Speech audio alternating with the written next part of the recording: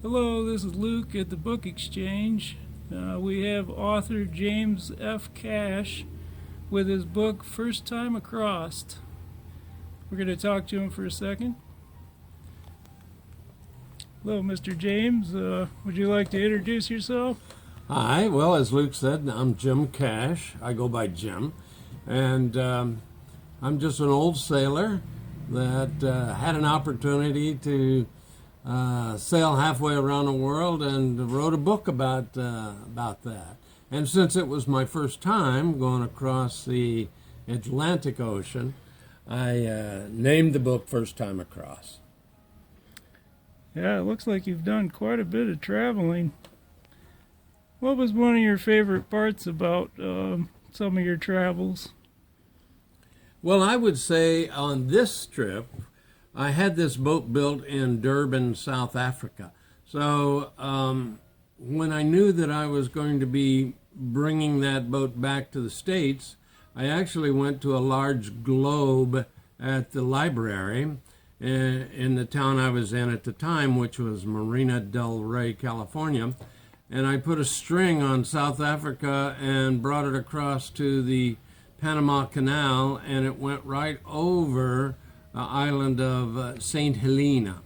Now, St. Helena Island, if for those history buffs, is where the British finally brought Napoleon in the early part of the, that would be the early part of the 19th century, I guess. It was early 1800s.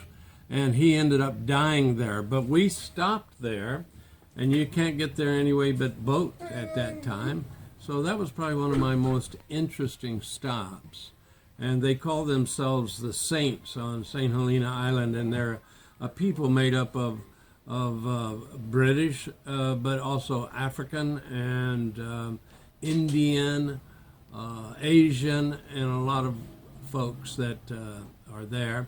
And there's a lot of history there because Darwin was there, and also Haley, who known for Halley's Comet.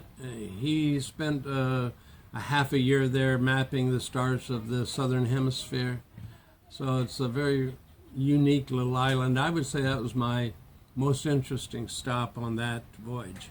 Yeah, excellent. Yeah, that sounds really interesting. I can't wait to read this book for myself. This will make a great gift for somebody. And what kind of boat did you? Was it the same boat for all these different travels, or?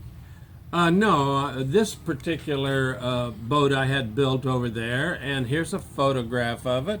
It was a catamaran, and I'd been introduced to this company that builds these boats by an acquaintance that I had in California, and happened to be a lady, and she was from South Africa. So she knew about this company and knew about them building these boats.